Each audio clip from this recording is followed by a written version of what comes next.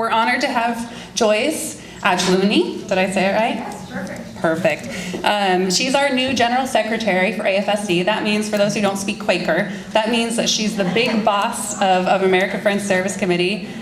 She's sort of residing in Philly and DC right now, but she's a Palestinian-American Quaker, and she just started. She's more recent than I am, so she started in September of this year, and comes to us from the Ramallah Friends School, where she was a director for 13 years. Just sort of some of the things that we've talked about, her lifelong dedication to putting faith in action, and we're very excited to hear from her. So please help me welcome Joyce. My last 13 years I spent in leadership at a school. It's a Quaker school across the ocean in Palestine. And there I led this K through 12 Quaker school that's been in existence for 150 years.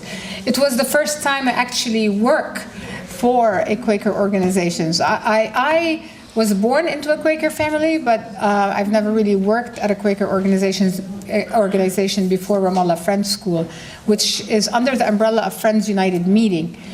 And this is where I learned the real meaning of Quaker witness and what it means to be in spirit while at work. My other work was with the United Nations and Oxfam Great Britain, which is all great, experiences there. But to work for a Quaker organization, in my opinion, means to really take your soul with you and to be introspective about the work and to search, continuous seeking more truths and to keep changing. And I know that this office in particular has seen some changes along the years, and more so lately, and there have been some really difficult decisions made that laid down some programs, and I know that there are some hard feelings and the healing needs to take place. And I know that change is difficult, but we need to keep drawing on our strength and our history and our relationship at this critical moment. And I hope that in leadership, I will bring that. At the Ramallah Friends School, obviously, I was born and raised in the Palestinian territories, and a place that, as you all know, is under military occupation. And with that, I do bring with me a real personal experience as to what it means to be oppressed. And my whole childhood was entrenched in that oppression, feeling it day to day, whether it is subtle or direct, whether it is bombs falling on me and my family, or just seeing soldiers in the street harass my family or my friends. It's and that feeling that you don't have freedom to even move or travel or go to the city I was born. I was born in Jerusalem, but I can't go to Jerusalem. You all can go to Jerusalem today. I can't go. Even as an American citizen, I can't even enter Jerusalem. And so that's the meaning of oppression. So people tell me, why did you come to AFSC? And I say to them, because AFSC works with the most oppressed and the most wounded around the world. And I see that I can give a lot to this community because I really know what it feels. And working at a school also taught me, taught me two things. A school in Palestine taught me about resilience, because I saw how a community that is under siege finds a way to find hope and not despair and build community and hold on to the things that no one can take away from them. Like parents always told me that we believe in education because we want to invest in our children's education because no one can take that away from us. And so the resiliency of that struggle is something that I take with me. I mean, the things that we did at the Ramallah Friends School, a lot of times I shake my head on it because I think if someone told me we are going to achieve that 13 years ago, I would have said, no way, far-fetched. but yet we achieved so much because of that resiliency as a community that comes together to stand up and not despair. And I think the other thing that I bring with me is optimism, because I've worked with youth for the past 13 years, and youth have, as you all know, they are the epitome of optimism. They are the ones with the ideas, and they want to save the world. And I love listening to youth, because they do bring that hope and that optimism back. And this optimism is contagious. And so a lot of times people say, you're coming to AFSC, you know, it's the world is crumbling, you know, what is AFSC going to do? You know, we have so many problems, and where are we going to start? And I hope that with my leadership, I can continue to bring that optimism to make certain that we all believe that we should not despair, and that we should continue standing together in the face of oppression, and like we have. I have been traveling a lot during the past few weeks with AFSC, because this is how I learn. I have visited our programs in the Northeast, in Cambridge and New Hampshire, in New York, in Newark. I've been to the West Coast, from San Francisco and Oakland, Fresno, Los Angeles, San Diego. I crossed the border to Tijuana, and I visited Mexico, and actually went and saw the god-awful prototypes of the wall that are being displayed there. And I visited some shelters in Tijuana where the deported men and women are coming to every day, completely bewildered. And their faces every day are in my mind. Their faces that were so frozen, like they did not know what they wanted, what they can do now that they have been forced to leave a country that they have called home for the past, decade or more. And so these faces stay with me. And so, and this trip, I have visited Chicago and Michigan and St. Louis, and my last stop is here in Des Moines.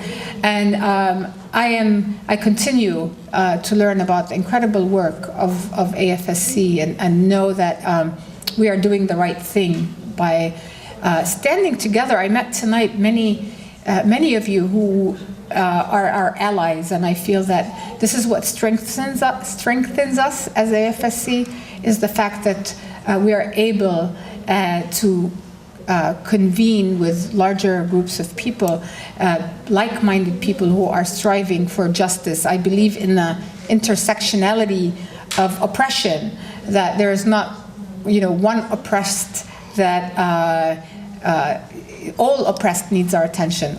So it should be something that we all come together and work with. I met someone from a women's organization today that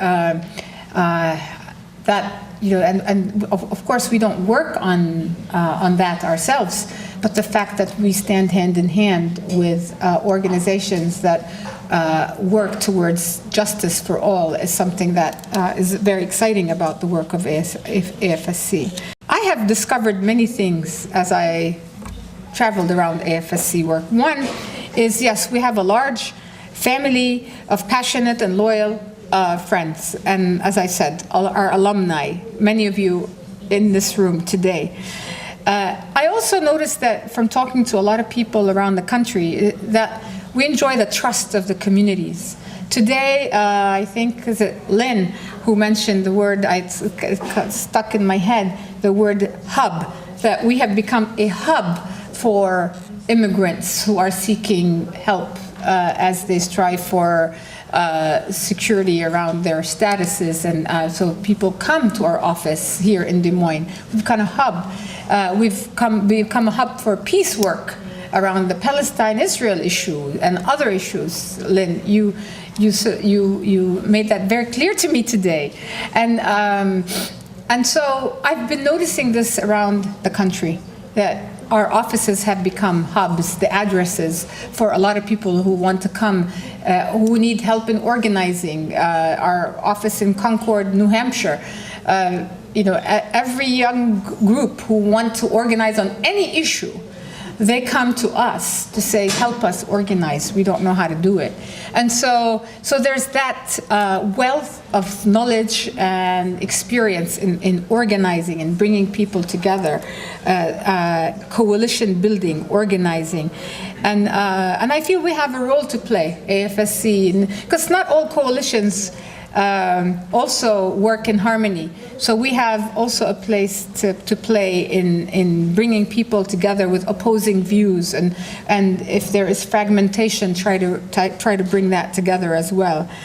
One thing that I have also witnessed is our deep roots to our Quaker heritage and history, and the fact that our Quaker testimony and the notion of that there's that of God in everything and in everyone is what really roots us and grounds us in our relationship with meetings and Quakers around the world. There's much to be done on that, I think, to improve that relationship, and I intend to work very closely with our director for Friends Relations, Lucy Duncan, to ensure that we continue pressing on that, because this is what strengthens us, is our faith in our community as Quakers. I was asked to write something for our annual report, and I was wondering what the message is going to be, and I looked around and I thought of the message of how we are also witnessing AFSC being very bold and courageous. These are two words I've noticed, and it's sort of a thread that I've been trying to pull from our work around the globe, that AFSC is bold and courageous, just does things with no fear if it knows it's the right thing to do. We are in the middle of discussing, what happens if this the rescinding of DACA goes through in March? What happens to our staff if we have undocumented staff? And what about our role in civil disobedience and things like that? And so I've been just very much in awe as to the level of commitment from staff and board members alike as to our role in being courageous and being bold. We see that in our history, right? We see that the Quakers have been part of Underground Railroad, the Kinder transport during the Holocaust, and the anti-apartheid movement, the sanctuary movement during the Central American Wars in the 1980s. So we have been at the forefront of these movements, and I hope that I can do my work with all the staff to continue this important work. The things that have impressed me also from what I've seen so far is that AFSC is working to change the narrative on a lot of issues, whether it's on the Palestine-Israel issue, which is, of course, dear to my heart, but it does not get special attention. But also our work in the U.S.-Mexican border, our work in North Korea on food security, and how we were able to move beyond food security and use our relationships there to make it loud and clear, send a loud and clear message to our to the Capitol Hill, to tell them that North Koreans are not the demons that they talk about all the time, that they are human beings as well. And so there's a lot that we are doing that is sort of pushing the envelope a little bit, but this is what makes Quakers, and this is what makes us who we are. Before I finish, I do want to say a little bit about the Iowa program. Obviously, I want to read some of this because I was given this list. I don't pretend to be an expert on what the Iowa program historically did. But, so the Iowa program historically supported hostels for Jewish refugees from World War II, and at Scattergood Friends School for displaced Japanese Americans. It also provided draft and conscientious objection counseling during the Vietnam War. I think we did that around the country, really. We kept going strong after the 1975 bombing of Friend's house.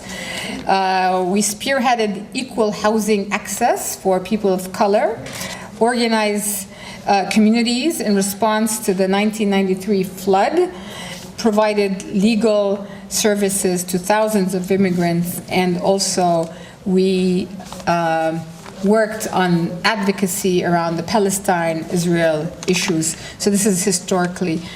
Today, as you've seen from the posters outside, and the work is now here focused on immigrants' rights. It's a critical work that advocates for the rights of immigrants, stopping inhumane detention practices, equipping a new generation of leaders, and advocacy for fair policies, and providing much-needed legal services. AFSC helps communities overcome hopelessness, build positive examples. We have a role in building coalitions where there is fragmentation, as I said, and we believe that people are inherently good, and that we need to help people open themselves up to other truths and engage with those with opposing views. We need to therefore look beyond the moment. A lot of AFSC literature says it's the moment, and I say yes, but let's also look beyond the moment. Let's look beyond this administration and continue to stand up and resist boldly and overtly. Our collective actions, engagement, strong institutions are what make way for peace and justice. This past week was a huge success, so I'm boasting now. We have had, the Chicago office started a campaign 3 years ago with Defense for Children International in Palestine, which culminated in a congressional bill being introduced 2 days ago. This is really groundbreaking. This bill attempts to hold the government accountable for its aid to Israel. It is saying that the aid to the government of Israel needs to ensure that we do not, by giving aid, we are not complicit in the detention of children, of Palestinian children we have at least between 500 to 700 Palestinian children every year detained in jails in Israel. And so this bill is saying we don't want our tax dollars to go in to support that. And this is the first time the word Palestine is in any bill in Congress, I think. So this is our work.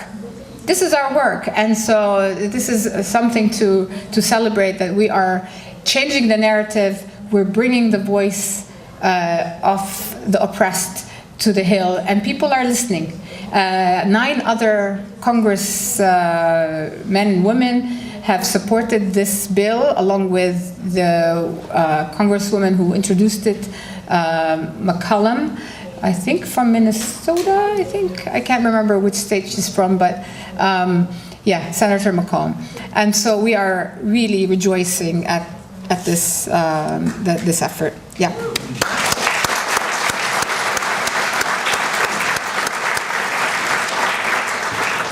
So, lastly, I just want to thank you all again, supporters, volunteers, staff, former volunteers, everyone. We are one, and together we will continue making a difference in this world into our 2nd century. So thank you for coming and being with us in celebration today. Thank you.